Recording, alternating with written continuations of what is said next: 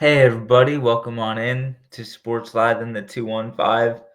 And today we'll dive deeper into the NFC Championship game. Um Before we start our Super Bowl coverage, our Super Bowl coverage maybe today or tomorrow.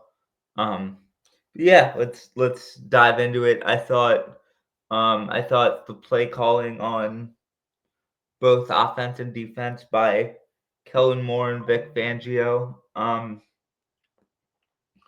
was um, absolutely tremendous. You don't win by a score of 55-23 and um, not have great play calling on both sides of the football.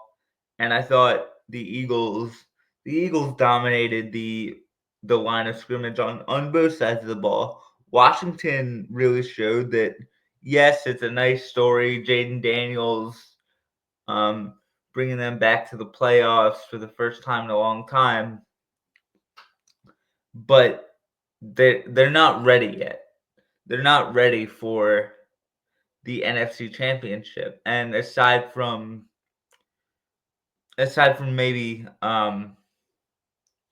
maybe like their first couple of drives, the Eagles just kind of owned that game, and that showed that Washington, while they may be on the come up, um, they're just on a different level than the Philadelphia Eagles, and there's no shame in being a different tier than a team that's been to the playoffs 4 years in a row and has been the best team in the NFC 2 of those years. So um, I still think Washington's gonna be a team to worry about in the NFC East for sure. Because with that quarterback, um, they'll always have a chance, and those skill guys, both at wide receiver and like tight end, running back.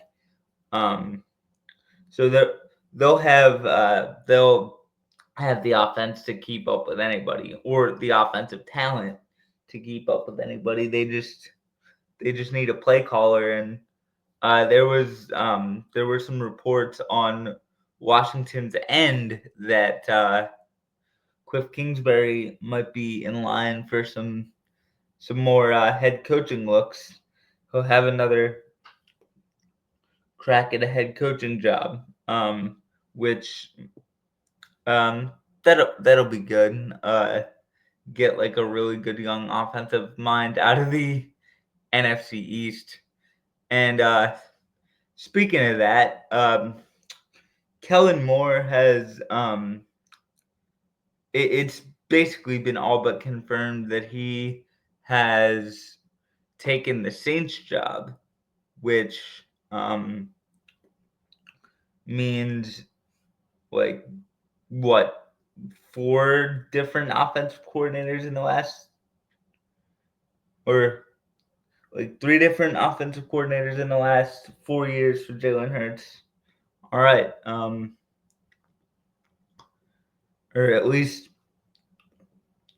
three in the last 3 years. And obviously, I this may show my bias. I try not to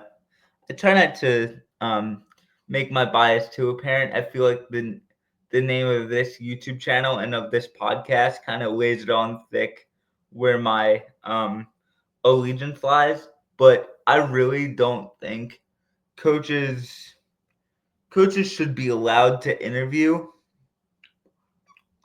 um until after the Super Bowl, whether they're in the Super Bowl or not. Um, but according to Travis Kelsey on the New Heights podcast, um, like that had no bearing on the Chiefs when they were going through their different playoff runs, so it shouldn't. And I'll be inclined to believe them. I'll be inclined to believe them, of course. Like, and obviously the players can't let that stuff affect them, because if they do, I believe they're in the wrong business. But on a human level, like, honestly, how could you not? I think, despite the hate he gets, I think um, Kellen Moore is a good offensive coordinator, and good offensive mind, and I think the Saints, or really any team, would be lucky to have him. And the Kellen Moore haters will say all he does is call run plays for Saquon, or say throw it to AJ or Devontae. And I think I think if anybody says that, they're oversimplifying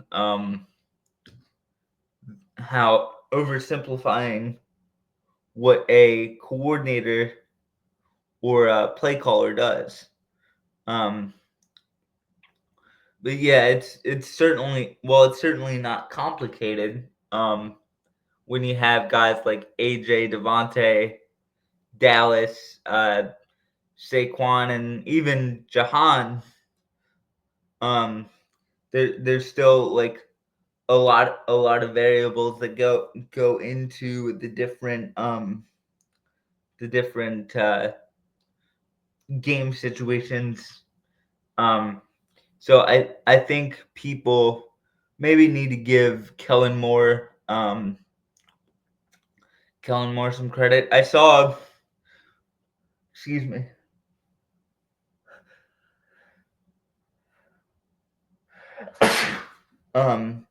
My dad texted me and my brother and his friend Frank, who's basically my uncle, and it was showing he well the top of this article was saying, is Nick Sirianni the greatest Eagles head coach ever with a Super Bowl victory? Um, like, I wouldn't say that yet. I think with a Super Bowl victory he'd be close, because he's tops in winning percentage. He's fourth from the top in victories in Eagles franchise history. I forget. Let me look up these stats really quick. Um, mm, mm, mm, mm, oh, two. Do.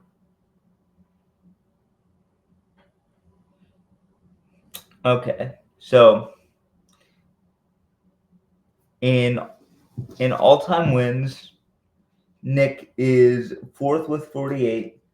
He's, I believe, six behind Dick Vermeil for third all-time.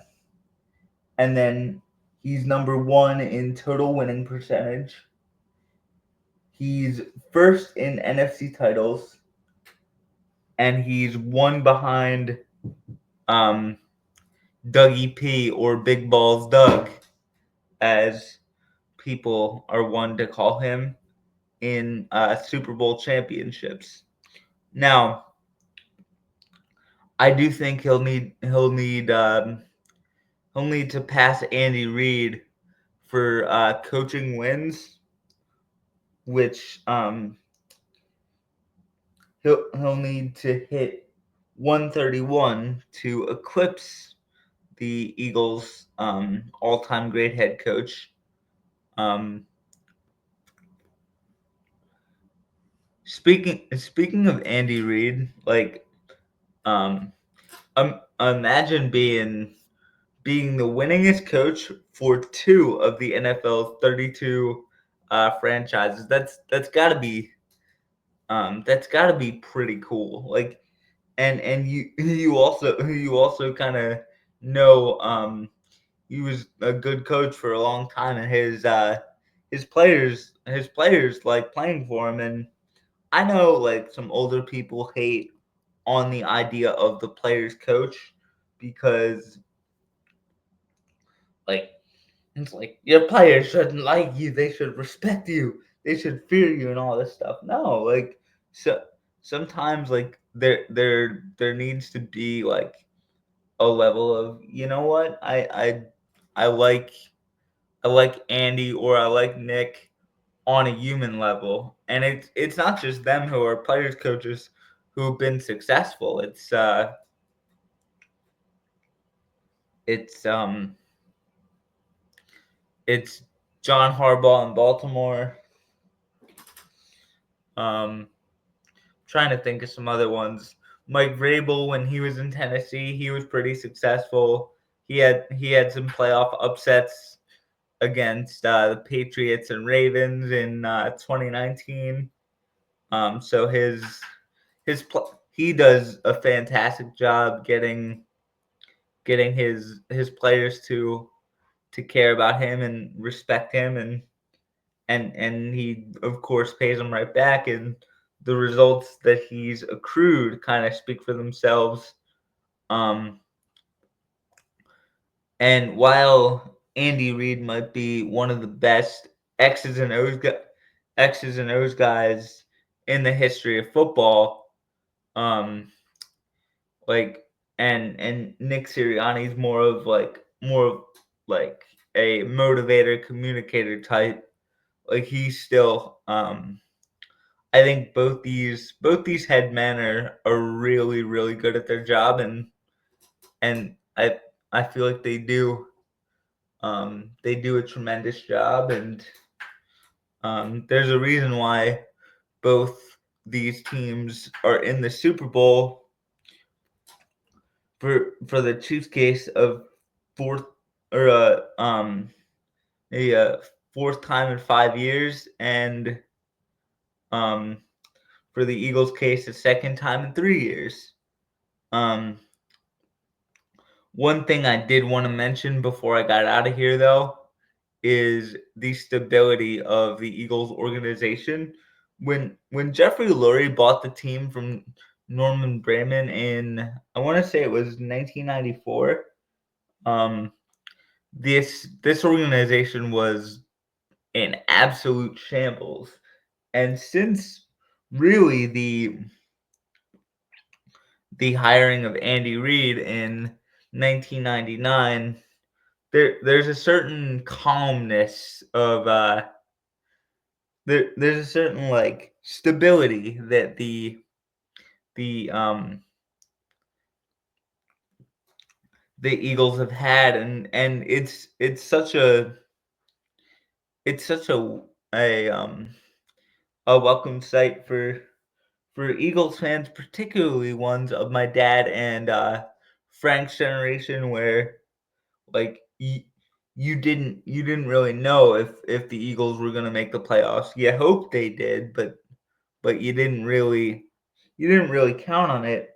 And now I feel like the playoffs is kind of like the bare minimum, you know what I mean?